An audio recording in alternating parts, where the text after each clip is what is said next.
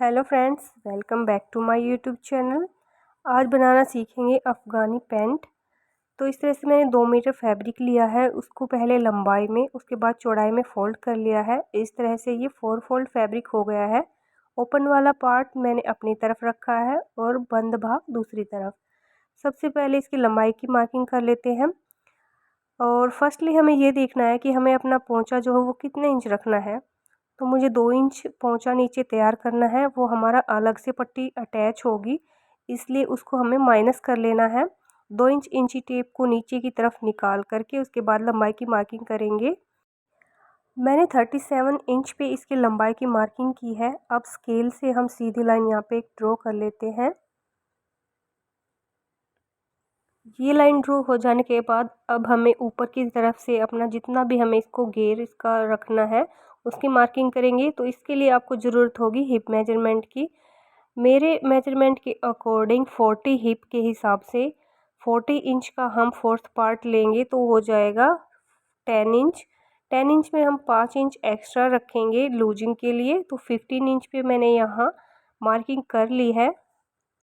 तो फ्रेंड्स अब हम आसन की मार्किंग करेंगे 40 हिप के मेजरमेंट के अकॉर्डिंग। यहाँ पे 10 होता है हमारा फोर्थ पार्ट 40 का, तो उस हिसाब से 10 इंच पे मार्किंग करनी है, लेकिन 1 इंच एक्स्ट्रा यहाँ पे इसको लूजिंग के लिए हमने बढ़ाया है, तो 11 इंच पे यहाँ पे टोटल हमने मार्किंग की है।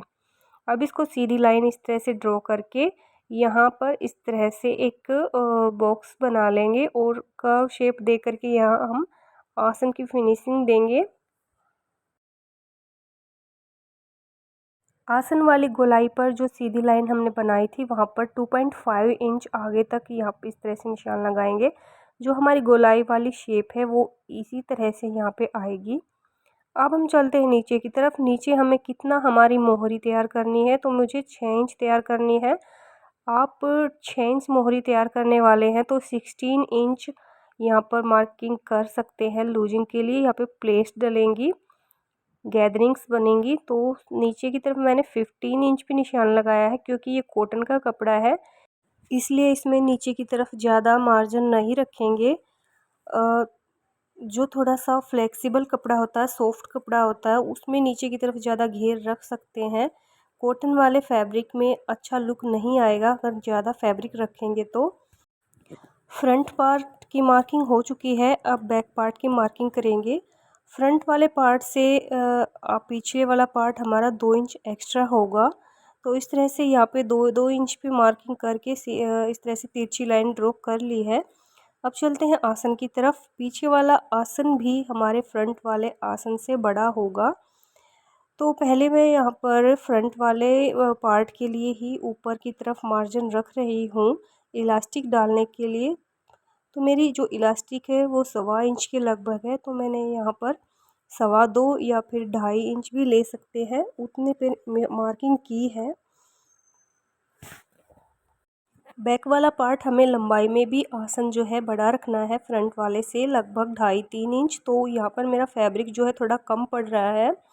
इस तरह से तिरछे में यहाँ पे लाइन ड्रॉ होगी पीछे वाले आसन के लिए। पीछे वाले आसन की कटिंग मैं बाद में करूँगी, पहले यहाँ पे मेरे को जो है ऊपर की तरफ 2 पट्टियाँ अटैच करनी होंगी लंबाई में, क्योंकि फैब्रिक यहाँ पे कम हो गया है। अभी जो चौड़ाई में आसन की मार्किंग कर लेते हैं। पीछे वाला आसन चौड़ाई में भी फ्रंट वाले से ज़्यादा होगा, तो 2 इंच पे मैंने इसको बढ़ा करके इस तरह से लाइन लगा ली है। और अब यहाँ पर भी हम आसन की गोलाई डालेंगे, तो इस तरह से गोलाई में इसको शेप देते हुए पीछे वाले आसन की मार्किंग कर लेंगे। देखिए फ्रेंड्स, मार्किंग कंप्लीट हो चुकी है। अब हम पहले बैक वाले पार्ट के जो मार्किंग है उसके ऊपर से कटिंग करेंगे, फ्रंट वाले को हम बाद में कट करेंगे।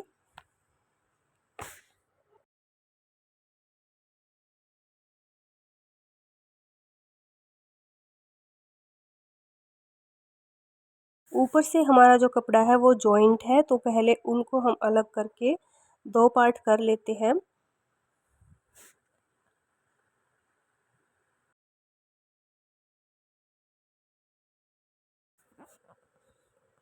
अब हम दोनों पार्ट को अलग अलग कर लेते हैं। फ्रंट वाले पार्ट को अलग करके अपनी साइड रख लेते हैं और बैक वाले पार्ट को फोल्ड करके दूसरी तरफ कर लेते हैं। इसको मैं स्टिचिंग के टाइम पे आपको बताऊंगी कि किस तरह से इसमें जोड़ लगाना है ऊपर की तरफ। अब जो है फ्रंट वाली जो मार्किंग है उसके ऊपर से कटिंग करनी है। इस प्लाजो की स्टिचिंग देखने के लिए नेक्स्ट वीडियो ज़रूर देखें। तो मिलते हैं नेक्स्ट वीडियो में, तब तक के लिए bye bye, take care, thanks for watching.